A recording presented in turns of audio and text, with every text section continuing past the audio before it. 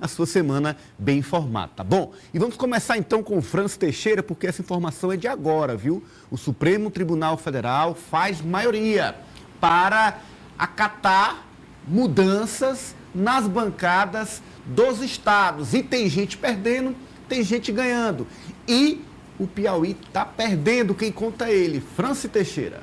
Isso mesmo, Ananias. O STF está julgando, analisando hoje no plenário virtual, uma ação que foi impetrada pelo Pará no ano de 2017, que pede um recálculo das bancadas federais na Câmara dos Deputados. Isso porque há uma defasagem. O censo que baliza as bancadas hoje é um censo ainda dos anos 2000. Nós já estamos em 2023. Então, com isso, alguns estados perdem representatividade. O relator é o ministro Luiz Fux, que votou a favor do recálculo da adequação, e 7 ministros já o seguiram, ou seja, o placar até o momento está em 8-0 a favor dessa mudança do recálculo das bancadas. O ministro piauiense Cássio Nunes Marques ainda não votou, deve votar até às 23h59 de hoje, mas nada muda.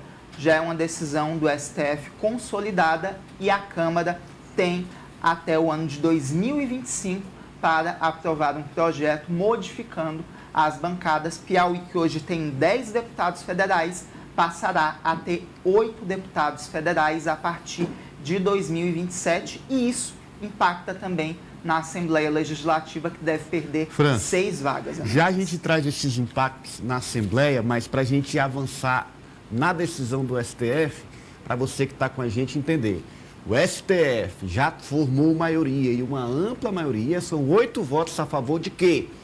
De determinar ao Congresso que faça uma redistribuição das vagas por estado na Câmara dos Deputados. E aí o Francis já trouxe o número do Piauí. Por esta recontagem, o Piauí perde 2 deputados federais, deixa de 10 e passa a ter 8. Mas não é só o Piauí que perde. Há outros estados que também perdem. E há estados que também ganham. O Francis fez uma cartela e traz para a gente como ficarão as bancadas a partir dessa decisão do Supremo Tribunal Federal. Quem perde? Rio de Janeiro perde 4 deputados, Rio Grande do Sul perde 3, Bahia, Paraíba e Piauí perdem 2 deputados cada, Alagoas e Pernambuco perdem 1 deputado cada. E tem os que ganham. Quem é que ganha? Claro, o Pará, o autor da ação, ganha 5 cadeiras, Santa Catarina ganha 4, Amazonas e Goiás ganham 2 cadeiras cada e Mato Grosso ganha mais 1 deputado cada. Ou seja, esses são os 5 estados que ganham, enquanto os demais continuam com o mesmo número de parlamentares. E aí, Francis, você repercutiu com nomes da bancada federal piauiense. Quem foi que falou? Vamos começar pelo Júlio Arcoverde, Ananias. O Júlio Arcoverde viu essa decisão do STF como uma bomba. Ele acredita que não vai haver essa redução, mas essa decisão do STF é bem amarrada, Ananias, porque ela indica que tem que manter os 513 deputados federais atuais. Não pode aumentar esse número. Havia ali uma tese dos deputados federais piauienses de que poderia congelar o número das bancadas atualmente e só acrescentar desses estados que estão reivindicando. E aí passaria o número para 526 deputados. Tem um áudio do Júlio Arcoverde com a repercussão, né? Então, fala o deputado Júlio Arcoverde. Sim, tu imaginar só a questão das emendas parlamentares, o prejuízo que isso arrecadar para os estados, para os municípios, seria uma coisa terrível para o estado do Piauí. Tá aí, o deputado Júlio toca num ponto sensível. As emendas, hein? Os deputados têm direito de indicar emendas no Orçamento Geral da União.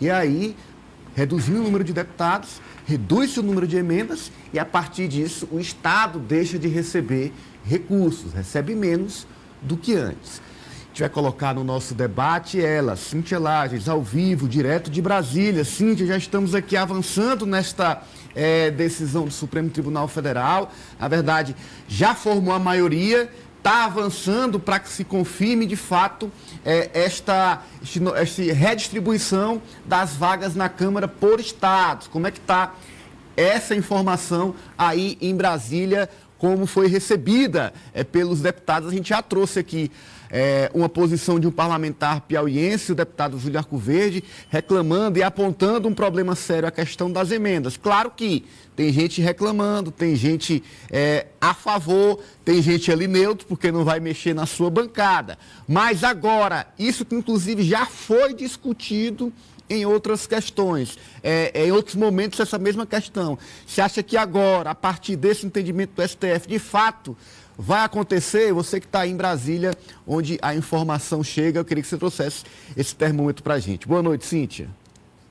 Boa noite, Ananias, colegas de bancada, e principalmente você que nos acompanha. Pois é, Ananias, o que o Supremo fez ou vai fazer quando fechar a votação? Vai mandar o Congresso deliberar, ou seja, há uma omissão legislativa e foi isso que provocou a ação, que é uma ação protocolada, como você já mencionou aí, pelo Estado do Pará. E existem, de fato, distorções. É lamentável que o Piauí perca os deputados, sim, mas da forma como estava, não era justo que estados que têm menos habitantes tivessem um número maior de representantes no Congresso Nacional, na Câmara Federal, melhor dizendo. E isso está acontecendo hoje da forma como está. E um outro aspecto também que eu queria trazer era o seguinte: já faz algum tempo que essa ação foi protocolada e que essa questão vem sendo discutida. E se sabia também que o censo, os resultados do censo seriam aqueles que iriam indicar, que iriam exatamente trazer os dados reais para esse recálculo do número de cadeiras na Câmara Federal. No entanto, os estados sequer se mobilizaram. E já que há tanta reclamação sobre os dados, os resultados do censo, os estados sequer se mobilizaram na época do censo. Então, é importante a gente ver também esse outro aspecto, que é o aspecto da representatividade, e a gente vive no Brasil uma democracia representativa. Então, o Supremo está apenas dizendo, devolvendo para a Câmara Federal que precisa fazer alguma coisa. Agora, se você me pergunta se eles vão resolver isso agora, no meu ponto de vista, eles vão enrolar o tanto que eles puderem, vão protelar, vão cozinhar essa história, primeiro para tentar evitar que já entre em vigor logo agora. Só que não é essa a decisão, né? Já valeria para as eleições de 2027. E a gente até preparou, Ananias, aí a Juliana preparou, porque para a gente trazer, se fosse, isso já valesse nas eleições do ano passado, como que ficaria a nossa bancada, a bancada piauiense, sem os dois nomes que tiveram menos votos. Então, eu trouxe essa lista de acordo com os resultados do Tribunal Superior Eleitoral. Aí a gente tem os 10 eleitos, lembrando que Rejane Dias, ela se afastou por conta da eleição da escolha para a vaga de conselheira do Tribunal de Contas do Estado e assumiu Merlong Solano. Mas a gente teria, naquele resultado do Tribunal Superior Eleitoral, 2 nomes a menos, que seriam do Jadiel Alencar e do deputado Marco Aurélio. Foram os 2 que tiveram menos votos nessa relação aí do Tribunal Superior Eleitoral. Então, ficaria dessa forma. Se a gente fosse trazer essa questão, ficaria dessa forma, e lembrando sempre, né, trazendo sempre que a Rejane já não está e que isso mudou em razão do afastamento dela. Com a renúncia da Rejane, no caso, aí Merlong não seria deputado, o deputado seria Jadiel. Não seria, porque isso mesmo, porque ele é o que tem menos votos, inclusive ele aparece depois aí, né, nessa relação. Ele é o primeiro suplente, então ele entrou exato por isso. Agora, se tivessem só 8 vagas, o primeiro suplente seria o Jadiel. Seria o Jadiel, isso mesmo. Junto com o Marcos Aurélio Sampaio. Agora a Cíntia trouxe um ponto aí, Alessio, que me chamou a atenção. Ela disse, olha, eles vão empurrar o máximo que puder, ou seja, continuarão fazendo o que fizeram até hoje. Tanto é que a decisão do relator, o ministro Luiz Fux, disse, olha, está configurado uma omissão do Congresso. O Congresso foi omisso. O Congresso não redistribuiu as vagas, levando em conta um fato, que é o número do censo. E aí, agora, o Supremo determina que o Congresso assim o faça. Ou seja, a omissão levou a essa situação, Alessio. Exatamente, Daniel. Eu lembro, inclusive, que foi debatido, que foi comentado aqui no Ciência Política, a época em que essa determinação tinha sido colocada, em que esse projeto tinha sido também colocado pelo Estado do Pará. Como a gente viu, é o Estado que vai ser mais beneficiado. O próprio Júlio Arcoverde já destacou um ponto em que a gente tem que trazer essa informação para a população.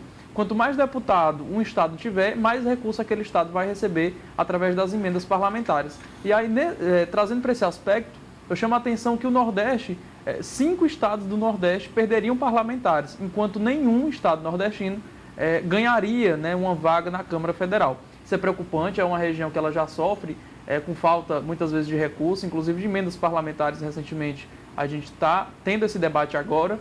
E essa determinação do STF também traz um dado de que um Estado ele só poderia ter, no máximo, a depender da sua população, o número de 70 vagas, e no mínimo 8.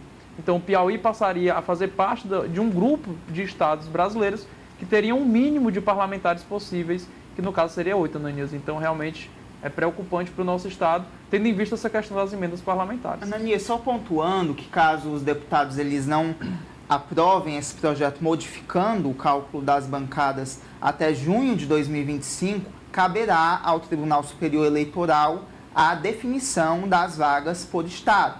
Ou seja, o STF já amarrou para que, inclusive, o Congresso Nacional, a Câmara, ela não protele ainda mais essa discussão. Ou seja, não tomando uma decisão até junho de 2025, o TSE vai fazer o cálculo das bancadas e esse cálculo vai valer para as eleições de 2026. Só fazendo uma correção aqui, Alessio, apurei aqui.